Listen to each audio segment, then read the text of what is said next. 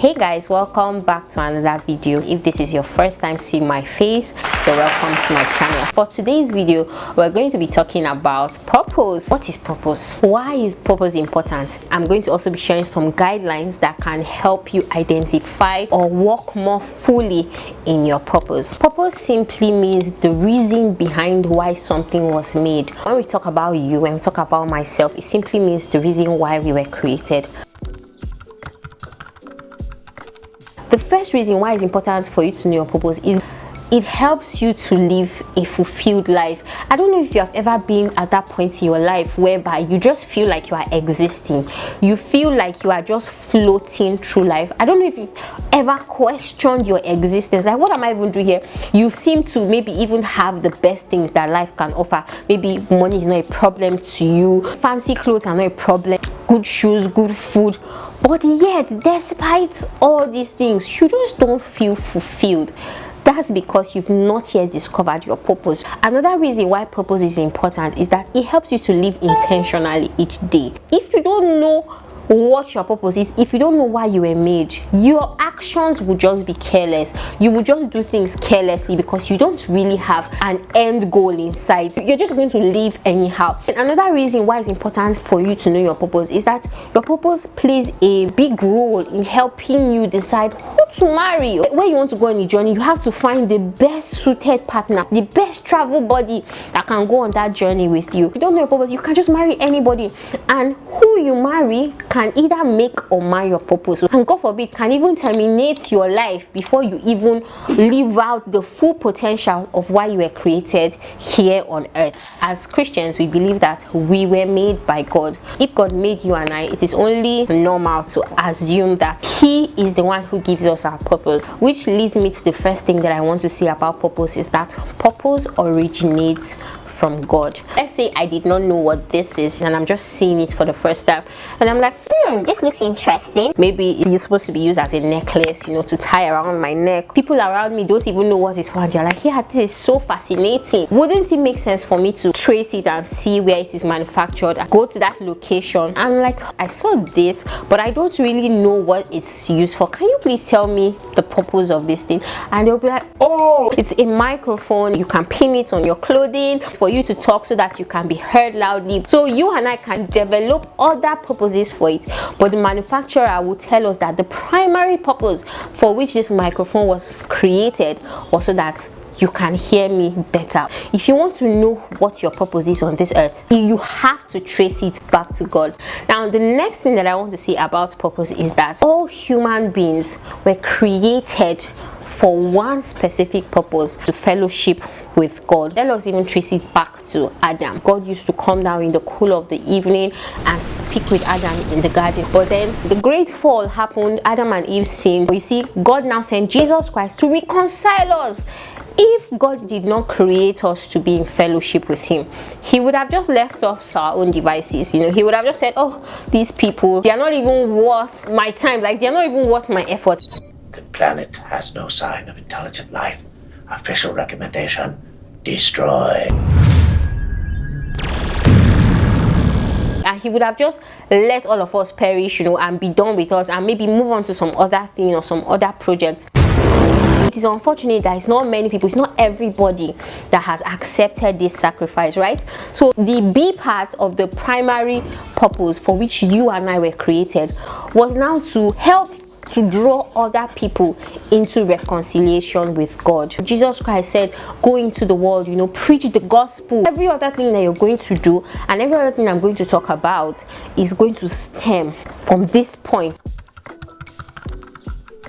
Now, after being born again, I don't know if I should call this like your secondary assignment, but basically is the other things that you do, probably even secular things. Not everybody is going to have that calling to stand on the pulpit and be a pastor or be a prophet or be a teacher or be an evangelist, but God still expects us. You see these primary purposes that I just mentioned. God expects us to still live those out no matter what we do, whether spiritual or secular jobs. For the purpose of this video, I'm just going to call it your assignment. Okay, so how do you now discover what your assignment is here on earth? In my home, for example, now let's say we have ceramic cups, we have plastic cups. Ceramic cups are meant to be used to make tea.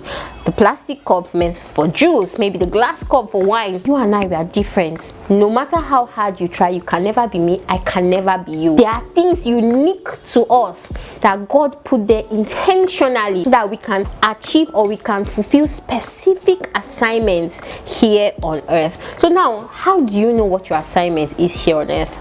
Number one, what's something that you love to do and that comes easy to you? That's one of the things that God can use to show you what your assignment is. It doesn't have to be something grand, because I think that's one misconception about purpose. I used to feel that way before, because I used to feel like I can't really dance, in this very wonderful and magnificent way. I don't really have the best voice. Nothing seems spectacular about me. But ask yourself, what is something that you do and you are good at, and other people, many people around you affirm that you are good at that thing, but yet it comes natural to you and you don't mind doing it. You don't mind doing that thing over and over again. In fact, you derive certain pleasure and joy in doing that thing, and it just comes naturally to you. Yet anytime you do that thing, people around you be like, wow, that's wonderful, and to you, you're just like, I don't get.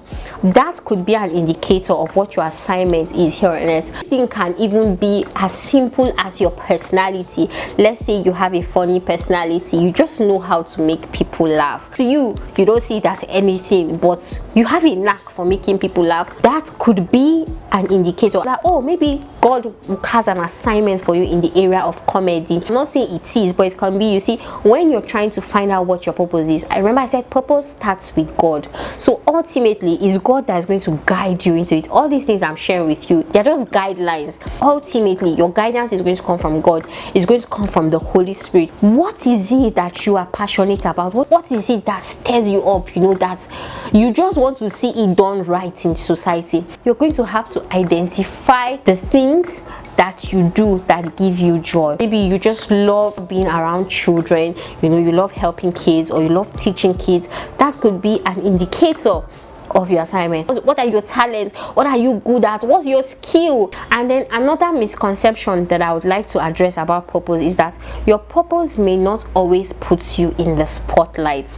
You have to differentiate between ambition and purpose. For somebody, let's say somebody's purpose may be cleaning their environment. Maybe this person, they just love to see the place clean, and so maybe they start applying themselves maybe in church. They come during sanitation days, they clean the church, but your purpose may not always put you in the spotlight. Ultimately, you have to realize that at the end of the day, whatever you are doing it unto the glory of God, and your goal is to showcase the character of Christ. Your goal is to preach the gospel through your assignment in one way or the other. But there's no guarantee that will bring you fame. Of course, there's no how that when you're walking in the will of God, there's no how God will not make sure that you are taken care of and provided for. But don't think that, oh, I need to discover my purpose because I need to blow.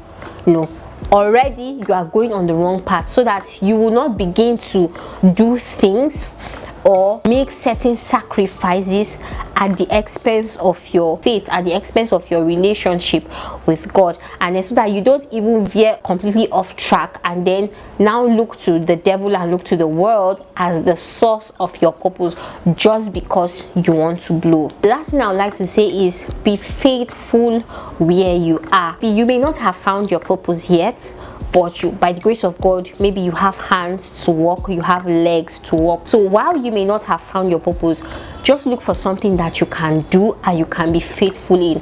And as you're doing that thing little by little, you will either feel satisfaction or dissatisfaction. And then if it's satisfaction, that satisfaction will push you into focusing more on that thing, and God will begin to enlarge your vision for you.